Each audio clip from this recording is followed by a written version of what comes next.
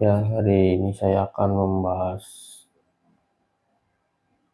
bab 10 dari buku Psikologi Humani yang berjudul Menabung Uang. Manusia di dunia ini dibagi menjadi 3. Yang pertama adalah manusia yang sadar akan menabung. Yang kedua adalah manusia yang tidak berpikir bahwa dia bisa menabung. Yang ketiga adalah manusia yang berpikir bahwa dia tidak perlu menabung. Yang akan saya jelaskan selanjutnya adalah mengenai mindset atau pola pikir menabung yang dijelaskan di buku Psychology of Money.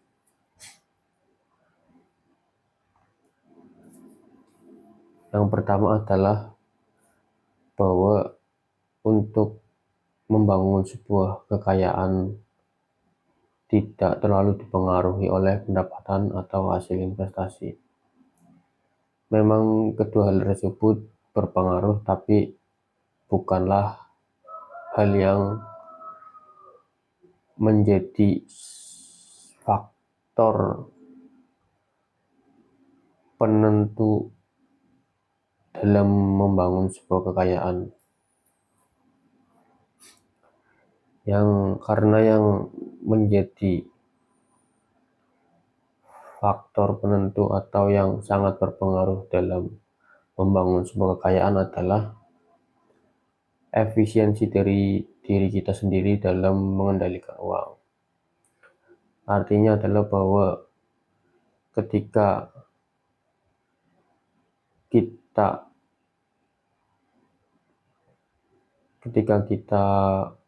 memiliki pendapatan tertentu, maka hal-hal yang bisa kita kendalikan seperti gaya hidup sederhana, tabungan pribadi, dan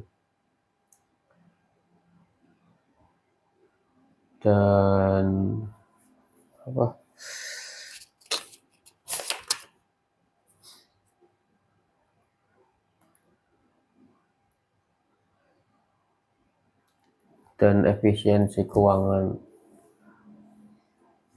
itu adalah hal-hal yang bisa kita kendalikan. Jadi ketika kita ingin meningkatkan tabungan, maka yang bisa kita kendalikan adalah dengan cara mengurangi apa yang kita keluarkan.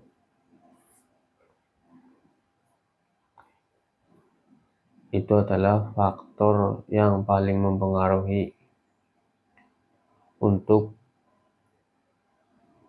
membangun sebuah tabungan atau membangun sebuah kekayaan.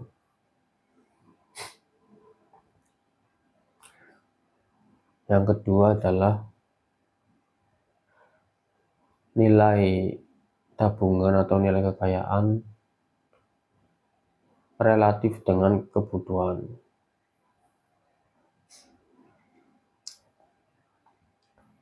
Jadi menentukan apa yang kita butuhkan adalah penting, karena di dalam membangun sebuah nilai tabungan, menentukan atau mengontrol kebutuhan kita adalah sangat diperlukan. Bayangkan saja, misal Anda ini memiliki gaji yang lebih besar dari saya, tetapi untuk kebutuhan atau untuk gaya hidup atau untuk menentukan gaya hidup Anda secepat atau sama dengan pendapatan Anda. Sedangkan saya hanya memerlukan setengah dari yang Anda butuhkan. Jadi walaupun pendapatan saya lebih rendah, tetapi bisa dipastikan nilai tabungan saya lebih sejahtera karena ada tingkat tabungan yang saya bisa kendalikan.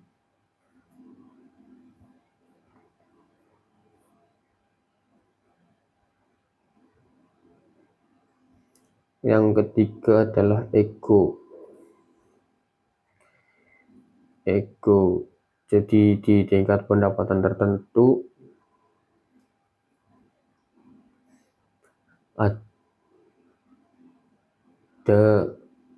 ada dua hal, yaitu apa yang dibutuhkan dan ego. Ego itu di atas kebutuhan. Jadi terkadang memang manusia cenderung lebih mengikuti ego,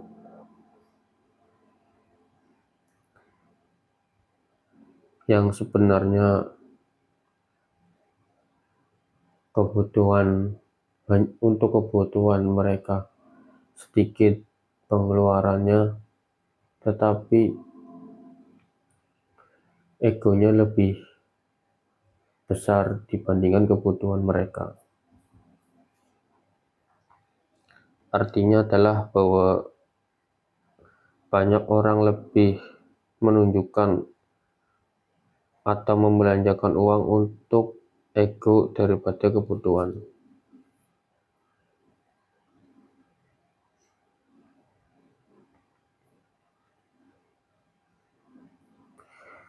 Jadi kemampuan menabung itu lebih bisa kita kendalikan daripada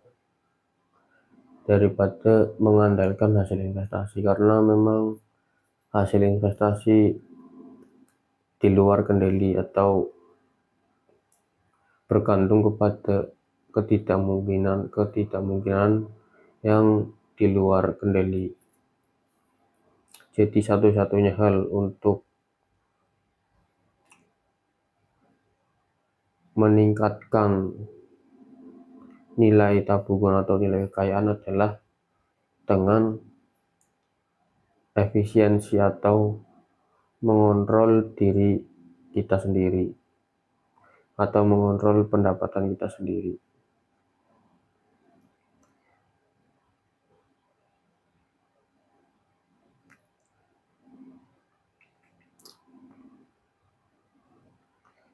Selanjutnya adalah bahwa untuk memutuskan untuk menabung tidak perlu memiliki alasan tertentu. Memang menabung untuk uang muka rumah atau untuk kendaraan mobil mewah atau kendaraan untuk membeli kendaraan atau untuk masa pensiun bukanlah hal buruk. Tetapi menabung tidak memerlukan alasan atau tidak memerlukan syarat. Hanya sebatas dengan kesadaran hanya ingin menabung itu sudah cukup untuk membangun tabungan. Satu-satunya alasan yang logis tujuan menabung adalah untuk berjaga-jaga terhadap kemampuan kehidupan yang akan memberikan sebuah hal yang mengagetkan. Jadi ketika kita punya tabungan, maka ketika hidup ini memberikan sebuah momen yang tidak terduga, maka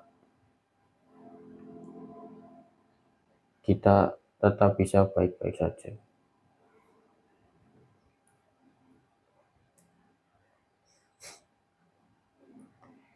Selanjutnya adalah keuntungan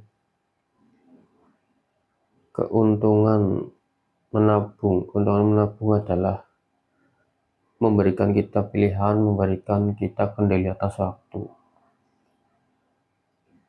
Jadi ketika kita memiliki tabungan, kita lebih banyak memiliki waktu untuk melakukan hal-hal yang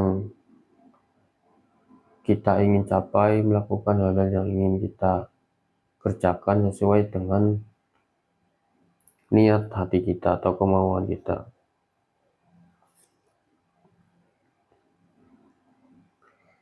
Jadi hal-hal atau manfaat menabung yang tidak terlihat oleh mata lebih berdampak daripada menabung untuk hal-hal yang dapat dilihat oleh mata seperti kendaraan atau hal-hal fisik lainnya.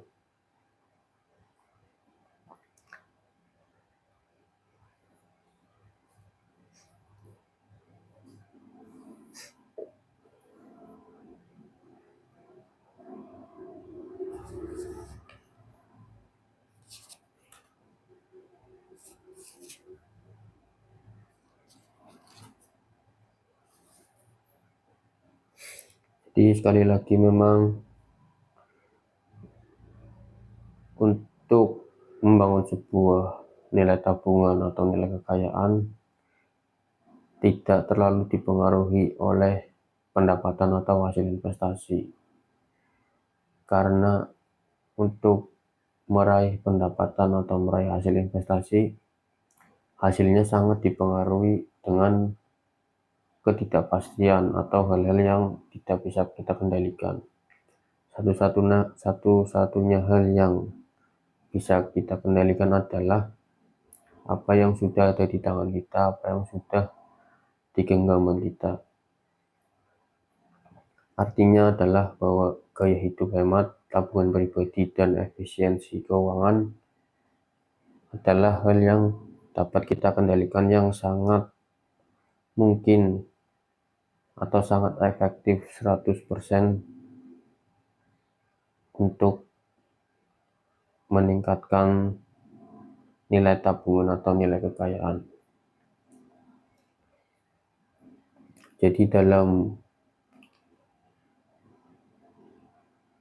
mengontrol uang, yang bisa diandalkan adalah psikologi kita sendiri, bukan pengetahuan tentang ekonomi atau keuangan.